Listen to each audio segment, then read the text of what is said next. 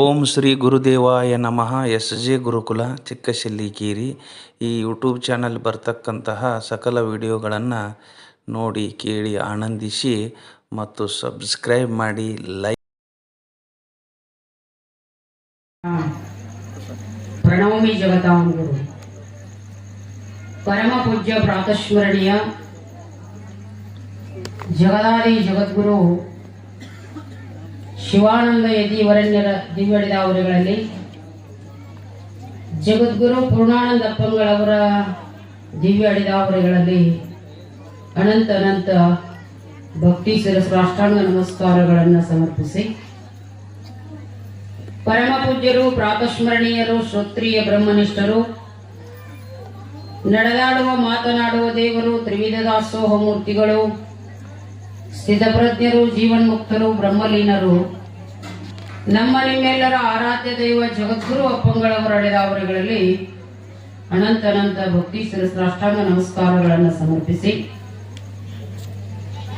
19ನೇ ವಾರ್ಷಿಕೋತ್ಸವ ವಿಶ್ವಶಾಂತಿಗಾಗಿ ಕೋಟಿ ಜಪಯಜ್ಞ ಕಾರ್ಯಕ್ರಮ ಸತ್ಸಂಗ ಸಮ್ಮೇಳನ ವೇದಿಕೆಯ ನೇತೃತ್ವ ಸ್ಥಾನವನ್ನು ಅಲಂಕರಿಸಿ ಸುಂದರವಾದ ಉಪನ್ಯಾಸ ನೀಡಿ ವಿಶ್ರಮಿಸಿರುವ ಪೂಜ್ಯ ಶ್ರೀಗಳ ಚರಣಾರವಿಂದಕ್ಕೂ ನಮಸ್ಕರಿಸಿ, ಸಮಯ ಬಾಳ ಆಗ್ಯದ, ತೋಟದಾಗಿನ ಮಂದಿ ಬಾಳ ಬಂದ, ಅವರು ಇವರು ಅನ್ಲಾರ್ದೆ ಸಮಸ್ತ ಮಹಾಪೂಜ್ಯರಲ್ಲಿ ಮಾತಾಜಿಯವರಲ್ಲಿ ವಂದಿಸಿ, ಸುತ್ತಮುತ್ತ ಗ್ರಾಮದಿಂದ ಆಗಮಿಸಿದಂತಹ ಸಮಸ್ತ ಸದ್ಭಕ್ತರಲ್ಲಿ, ಗ್ರಾಮದ ಹಿರಿಯರಲ್ಲಿ, ಎಲ್ಲ ತಾಯಂದಿರಲ್ಲಿ, ತಮ್ಮೆಲ್ಲರಲ್ಲಿ ಶರಣು ಶರಣಾರ್ಥಿಗಳು ಸೋಸುತ್ತೇವೆ. ಬಹಳ ಸುಂದರವಾಗಿರ್ತಕ್ಕಂಥ ಒಂದು ಶ್ಲೋಕವನ್ನು ಆಧರಿಸಿಕೊಂಡು, ಪುಣ್ಯಶ್ಚ ಫಲಂ ಇಚ್ಛಂತಿ ಪುಣ್ಯಂ ನಶ್ಯಂತಿ ಮಾನವಃ, ಪಾಪಶ್ಚ ಫಲಂ ನಶ್ಯಂತಿ ಪಾಪಂ ಕುರ್ವಂತಿ ಯತ್ನತಃ. ಮನುಷ್ಯನ ಸ್ವಭಾವ ಏನು ಅಂದ್ರೆ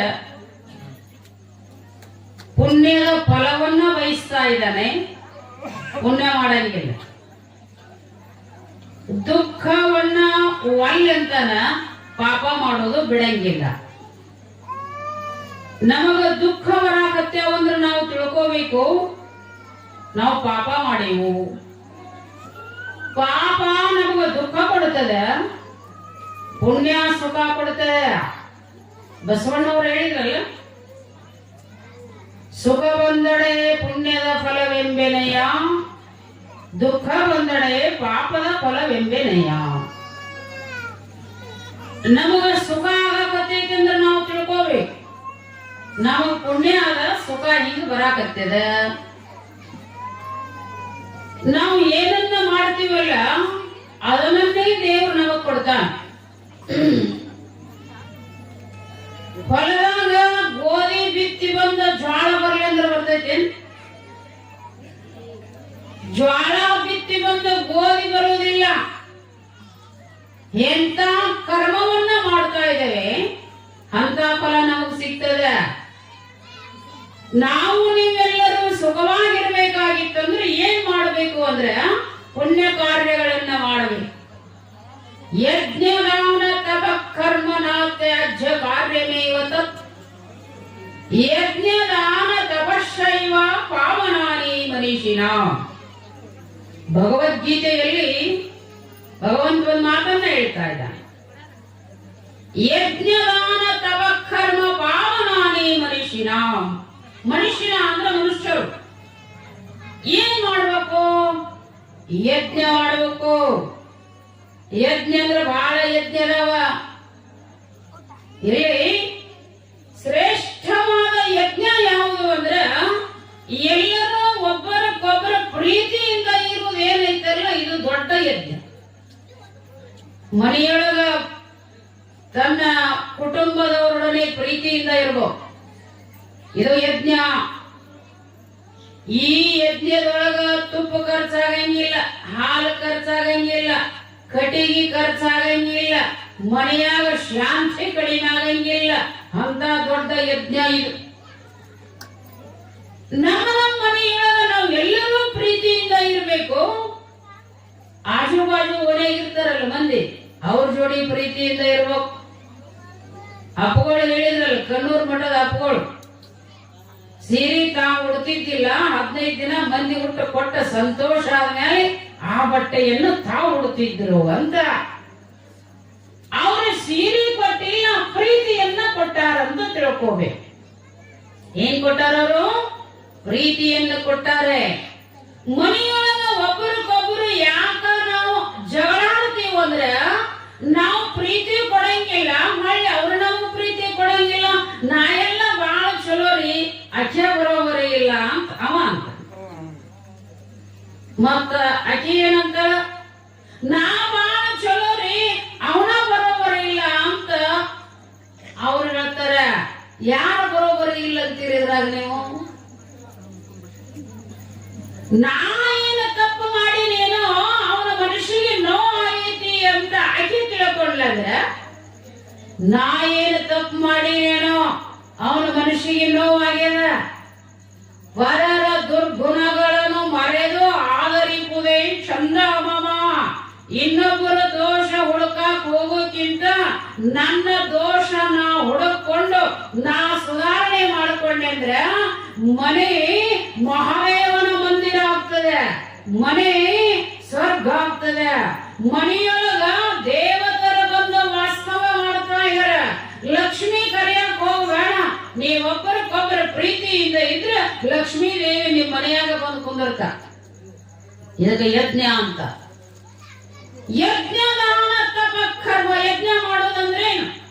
ನಮಗ್ ಬಹಳ ಸರಳವಾದ ಯಜ್ಞ ಮಾಡೋದಂದ್ರೆ ಏನು ಅಂದ್ರೆ, ನಾವು ಚಂದಂಗ್ ಉಣಬೇಕು, ನಮ್ಮ ಮನೆಯನ್ನವರು ಚಂದಂಗ್ ಉಣಬೇಕು, ಆಜು ಬಾಜುದವರು ಚಂದ ಊಟ ಮಾಡಿ ಚಂದ ಅರವಿ ಉಟ್ಕೊಂಡು ಚಂದ ನಕ್ಕೋತ ಇರ್ಬೇಕು. ಇದಕ್ಕೆ ಯಜ್ಞ ಅಂತ. ಹೆಂಗಿರ್ಬೇಕು ನಾವು? ಹಿಂಗಿದ್ರೆ ಸಾಕು. ಇನ್ನೊಬ್ಬರನ್ನ ಸಂತೋಷ ಪಡಿಸ್ಬೇಕಂತ ನಮ್ಮ ಒಳಗ ಬಂತು ಅಂದ್ರೆ ನಮ್ಮನ್ನ ಇನ್ನೊಬ್ಬರು ಸಂತೋಷ ಪಡಿಸ್ತಾರ ನೋಡ್. ಆದ್ದರಿಂದ ಮನುಷ್ಯನಿಗೆ ಹೇಳ್ತಾ ಇದ್ದಾನೆ ಯಜ್ಞ ಮಾಡೋದು. ಯಜ್ಞ ಅಂದ್ರೇನು? ಮುಂಜಾನೆ ಪ್ರೀತಿಯಿಂದ ಇರೋದು. ಯಾರ ಬಂದವರಿಗೆ ಒಂದು ರೊಟ್ಟಿ ಕೊಟ್ಟ ಉಣ್ಣೋದಕ್ಕೆ ಯಜ್ಞ ಅಂತಾರ. ತೇನ ತೆಕ್ತೇನ ಭುಂಜಿತ ಮಾಗ್ರಲ ಕಸಸ್ವಿದ್ದನಂ. ನಾವು ಇನ್ನೊಬ್ಬರಿಗೆ ದಾಸೋಹ ಮನೋಭಾವನೆಯಿಂದ ಒಬ್ಬರಿಗೆ ಒಂದು ರೊಟ್ಟಿ ಕೊಡ್ಲಾರ್ದ ನಾವು ಹಂಗ ಊಟ ಮಾಡಿವಂದ್ರ ನಾವು ತಿಳ್ಕೋಬೇಕು, ನಾವು ತಿಂದದ್ದ ರೊಟ್ಟಿ ಎಲ್ಲ ನಾವು ಇವತ್ತು ಪಾಪ ತಿಂದೀವಿ ಅಂತ ತಿಳ್ಕೋಬೇಕು. ಇದಕ್ಕೆ ಯಜ್ಞ ಅಂತ. ನಮ್ಮ ಹಿಂದಿನ ಹಿರಿಯರು ಎಷ್ಟು ಶಾಣ್ಯಾರ.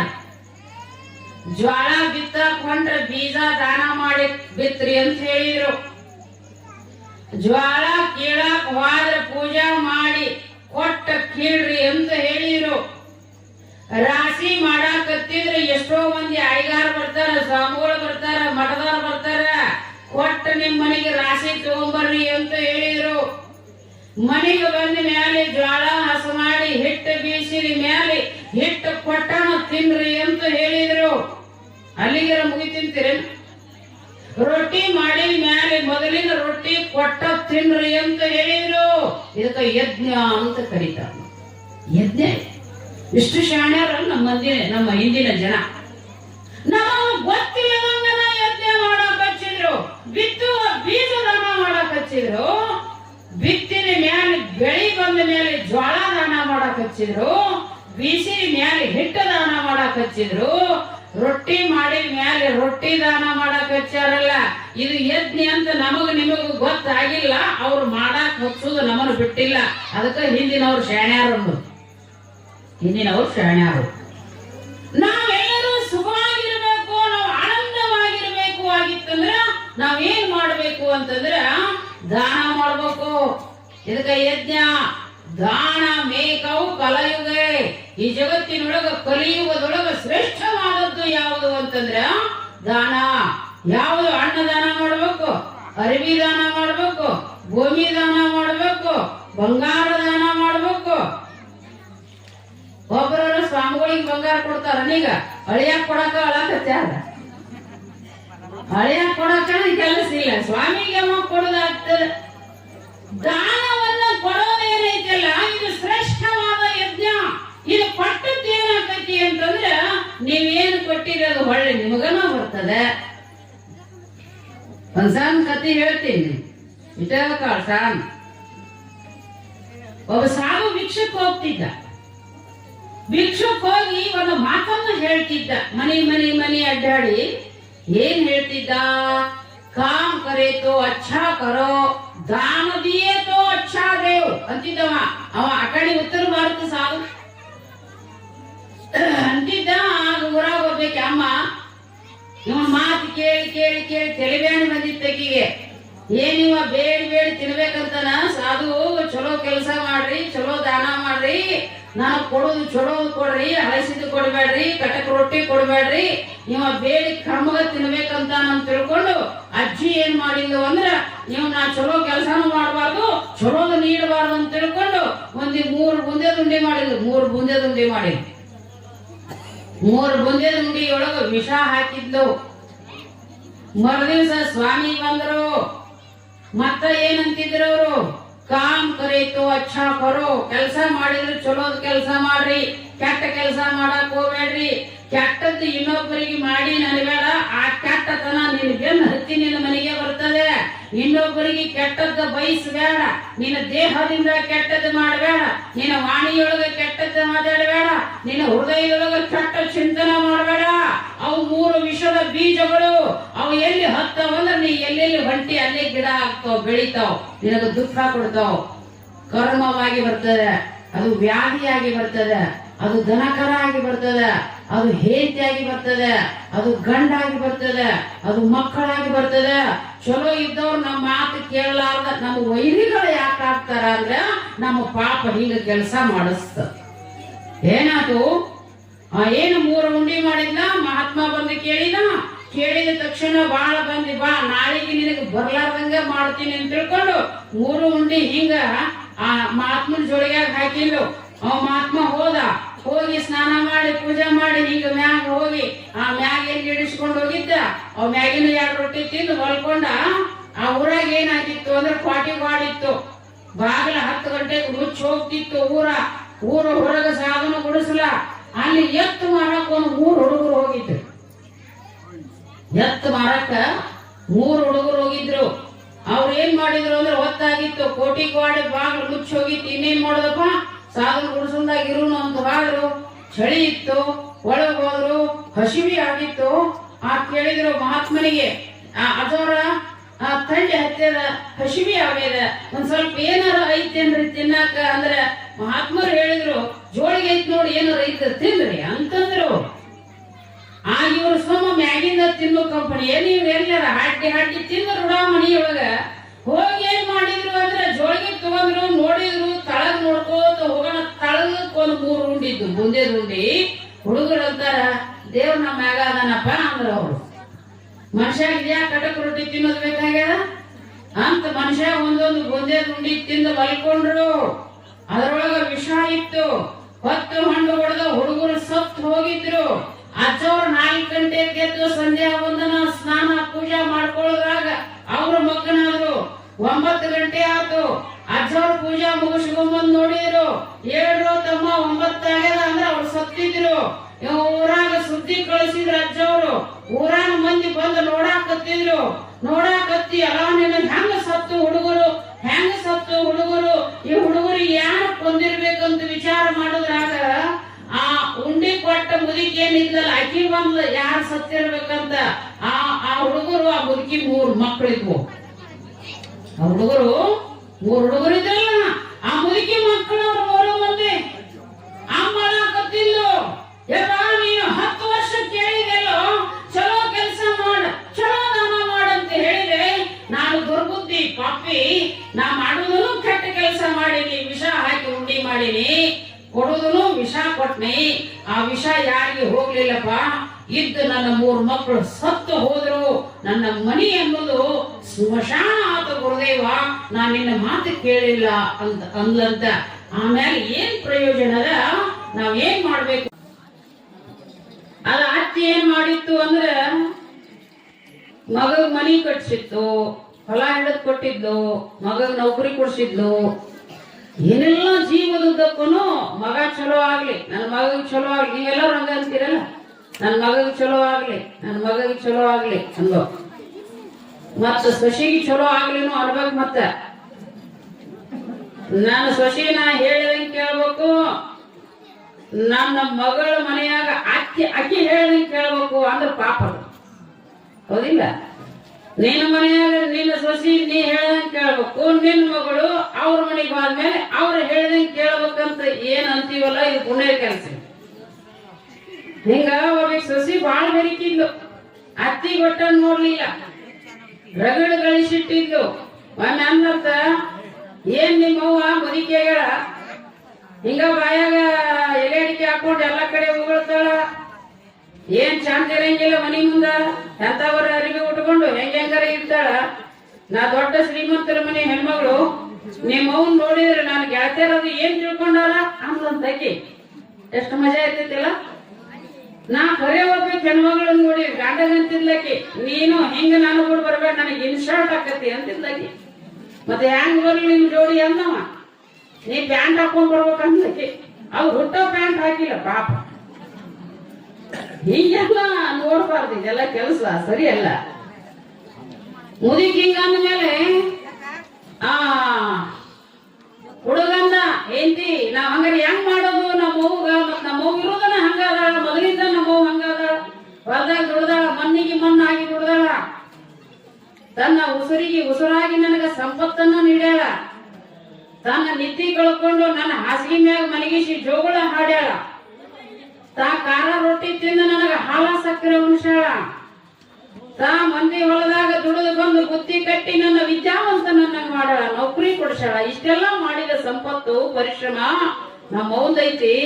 ಇವತ್ ನೀ ಏನ್ ಹೇಳಕತ್ತಿ, ನಿಮ್ಮವ್ವ ಇದ್ರ ನನಗ ಅಸಹ್ಯ ಆಕೈತಿ ಅನ್ನಕತ್ತಿಯಲ್ಲ, ಹೆಂಗ ಮಾಡೋದು ಅಂತ ಹುಡುಗ ಪಾಪ.